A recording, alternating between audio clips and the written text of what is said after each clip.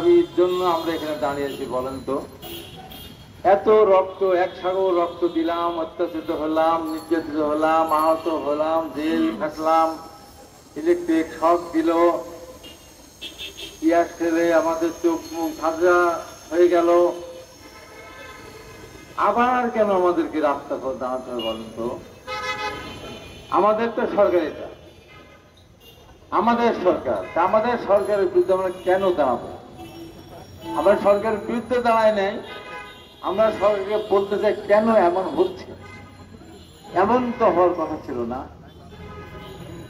এই সরকার সবচেয়ে জনসমর্থিত সরকার, সমস্ত রাজনৈতিক দলগুলি, বিশেষ করে বিএনপির মতো একটা দল, যে দলের প্রায় 65 থেকে 70% মানুষ যে দলের পক্ষে, 2024 সালে 7 নির্বাচন যদি সঠিক মতো হতো, বিএনপি অংশগ্রহণ করতে পারত, তাহলে একাই 250-এর বেশি আসন পেত। এরকম দল আপনাদেরকে সমর্থন করেছে, করেই যাচ্ছে। তারপরেও কেন দ্রব্যমূল্য কমে না? কেন সিন্ডিকেট এত সাহস পায়? আমি একটা প্রশ্ন জিজ্ঞাসা করতে চাই। কয়েকদিন আগেই তো 15-20 দিন, 1 মাস আগে আলুর দাম ছিল 70 টাকা, 75 টাকা। যে আলু গত বছর এইরকম সিজনে ছিল 20 টাকা, 25 টাকা। কোন কারণে 70-75 টাকা আলু কোল্ড স্টোর থেকে বের করে বিক্রি করলো? কেন ঠেকাতে পারলেন না? এখন সেই আলু কিন্তু গ্রামে আবার 10-12 টাকা, ঢাকা শহরে 20-25 টাকা। কেন কেন এমন হবে? কেন ভরা মৌসুমে ধানের চালের দাম কেন এত বেশি হলো? কেন আপনার তেলের দাম বেশি? কেন কেন আপনাকে 100টা পণ্যের উপরে ভ্যাট ট্যাক্স নির্ধারণ করতে হচ্ছে নতুন করে? কেন আপনার ডিজেলের দাম, আপনার বিদ্যুতের দাম আপনার ডবল করতে যাচ্ছেন? কেন? এই কেন কি উত্তর আছে? এই কেন উত্তর হলো এই যে আপনারা সঠিক মতো আপনাদের দায়িত্ব পালন করছেন না, সেই কারণে অবস্থা। যার যে দায়িত্ব আগের মতো অবস্থা ছিল। ওবায়দুল কাদের যখন সাধারণ সম্পাদক পার্টির, উনি সেতু মন্ত্রী, উনি রাস্তার মন্ত্রী, রাস্তার কথা বলেন না, প্রতিদিন বিএনপির কথা বলেন। বলতে বলতে বলতে বলতে শেষ পর্যন্ত কোথায় গেছে আল্লাহ পাক সেই জানে। আপনাদের অবস্থা হচ্ছে তাই। আপনারা কেন? আপনারা যিনি পরিবেশ নিয়ে যিনি কথা বলবেন, ওই রাজনীতির নেতৃত্বের উদ্দেশ্যে 53 বছর কিছুই করতে পারেন না। নির্বাচনের কথা উনি বলেন এতদিন পর নির্বাচন হবে। কেন? আপনাদের দায়িত্ব, সেই দায়িত্ব পালন করেন। বাংলাদেশে না, সারা পৃথিবীর মধ্যে ঢাকা শহর সবচেয়ে পলিউটেড, এখানে সবচেয়ে বায়ু দূষিত। সে ব্যাপারে কোনো পদক্ষেপ তো নিতে দেখি না। প্রতিদিন কথা বলতে দেখি, কিন্তু কিভাবে বায়ু দূষণ হবে সে ব্যাপারে কথা বলতে দেখি না। যিনি আপনার বাণিজ্য মন্ত্রী আছেন, তিনি তো কথা বলেন না, সেই ব্যাপারে অন্য ব্যাপারে কথা বলেন। আসলে যার যে দায়িত্ব, সেই দায়িত্ব সে পালন করেন না। এই যে রেলওয়ে শ্রমিকরা যে আন্দোলনটা করলো, এই যে 2-3 দিন ধরে মানুষ ভোগান্তি বলে কেন? এই সরকার তো এসেই বলা উচিত ছিল যে আমরা স্বল্পকালীন সময়ের জন্য আমরা এসেছি, আমরা কিছু যৌক্তিক সংস্কার করব, আমরা একটা নির্বাচন, সুষ্ঠু নির্বাচন দেব, আমরা বিদায় নেব, নির্বাচিত সরকারের কাছে আপনারা দাবি দেওয়া পেশ করবেন না। ওনারা দাবি পূরণ করা শুরু করে দিলেন। আমি বললাম যে প্রধান উপদেষ্টার বাসভবনের সামনে হয়ে গেল দাবি আদায় চত্বর। সকাল বিকাল ওখানে যে আছে সেই ওখানে দাবি দেওয়া বলা শুরু করলো। ওই এলাকাতে যাওয়াই যেত না।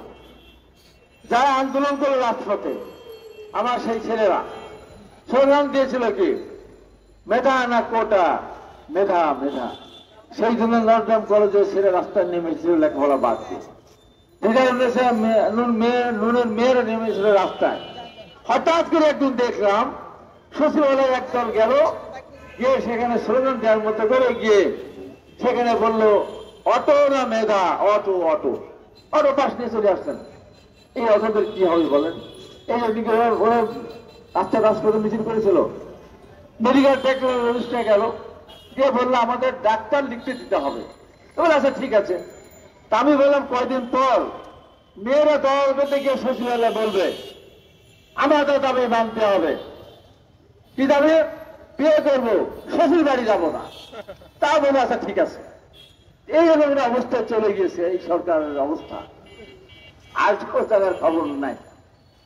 আবার কালকে এই রেলের আন্দোলনটা নিষ্পত্তি হলো, কালকে আমি শুনি একটা আকাশ থেকে পড়লাম, টক শোতে ছিলাম, বলতেছে সেখানে মন্ত্রী ফেল, ওই মন্ত্রণালয়ের মন্ত্রী ফেল, মানে উপদেষ্টা ফেল, এক ছাত্র নেতা গিয়ে নিরসন করে দিয়ে আসছেন। টাকা দরকার কি, মন্ত্রী টাকা তো দরকার নেই, সব পদত্যাগ করে চলে যান, তাদের উপর দায়িত্ব দেন।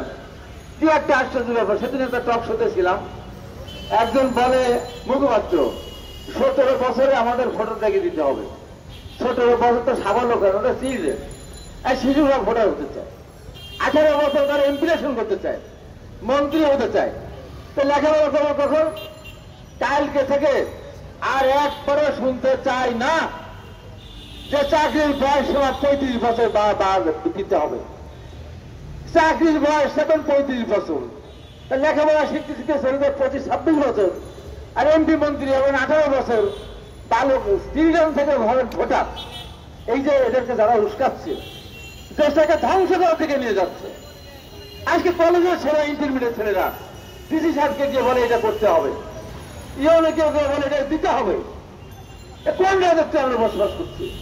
আমরা তো 90 আন্দোলন করেছিলাম, আমাদের তো জাতীয় বীর হিসেবে উপাধি দেওয়া হয়েছিল, তাই আমরা তো এমপি হতে যাই না, আমরা তো উপদেষ্টা হতে যাইনি, উপদেষ্টা বানাতেও যায়নি, বিনা পদে নির্বাচিত হতে চাইনি।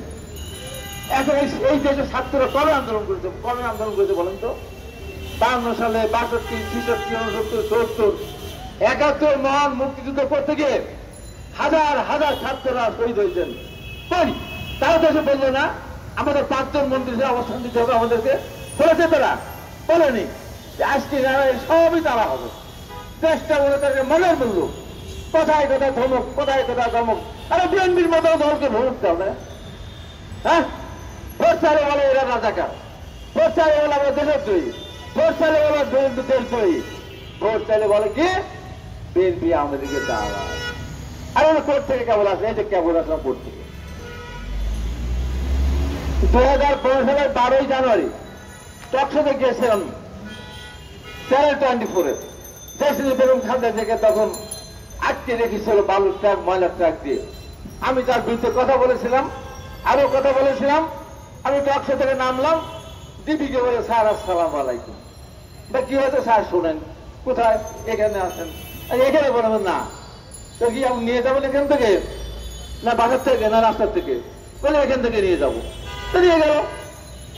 সেই মামলা বিগত সরকার আমাকে সবচেয়ে বেশি ভালোবাসতে বলে সর্বপ্রথম আমাকে সাজা দিয়েছে, আমাকে বিএনপির ফুটবল নেতা। বলেন তো, প্রথম সাজা হাবিব শাহজাহান লিঙ্কন, আপনাদের মনে আছে টেলিভিশনের পত্রিকা হেডলাইনে ছিল।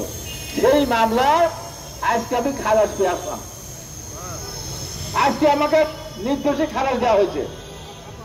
বলেন দিদি ভাই, এই যে এই জন্য এতবার হাজিরা দিলাম, জেল খাটলাম, আমার টাকা ফেরত দেবে কে? আমার দিনগুলিকে ফেরত দেবে? ম্যাডাম খালেদা জিয়াকে দীর্ঘদিন ধরে জেলে আটকে রাখলেন, ওনার বিদেশে চিকিৎসা করতে দেন না, ওনার কিডনি ট্রান্সপ্লান্ট করতে দরকার ছিল। আমি তো আমার কিডনি দিতে চেয়েছিলাম, আমারটা দান আমার ভাইয়েরা বলেছিলাম। এখন সারা পৃথিবীর মানুষ কিডনি দিল, দেশের বেগম খালেদা জিয়ার কিডনি ট্রান্সপ্লান্ট করা সম্ভব না, কারণ বয়স অতিরিক্ত বেশি হয়ে গেছে। তাহলে এখন কি অবস্থা? এই যে বিনা কারণ ওনাকে সাজা দিলেন। কত কথা বুদ্ধিজীবীরা বলা শুরু করেছিল, আমাদের বিচ্ছরেরা। এইভাবে তো দেশটা চলতে পারে না। তাই পরিষ্কার করে বলতে চাই, এই সরকারকে বলতে চাই, আপনাদেরকে সফল করতে চাই আমরা। পেলা দিয়ে যেমন গাছ সোজা করে রাখে, আমাদের নেতা যারা তাই যেমন বলেছেন, এই সরকারকে যে কোনো মূল্যে সফল করতে হবে। আমরা আপনাদেরকে সফল করতে চাই। নিজের কাজ হয়ে পর্যন্ত আমরা কতক্ষণ দেখাবো। তাই পরিষ্কার করে বলে, দিন যত যাবে তত বেশি সমস্যার সৃষ্টি হবে। তাই আমি মনে করি আর সময় সময় না করে রাজাকার বলেন, আর দেশদ্রোহী বলেন, আর রাষ্ট্রদ্রোহী বলেন, আর আওয়ামী লীগের দালাল বলেন, একটা নির্বাচন দিতে হবে। এই বছরের মধ্যেই নির্বাচন দিতেই হবে, এর কোনো বিকল্প নেই। নির্বাচিত সরকারকে পরে দেশের সমস্যা আছে সমাধান করবেন। এই কথা বলে চালক দলকে ধন্যবাদ জানাচ্ছি। জনগণের পক্ষে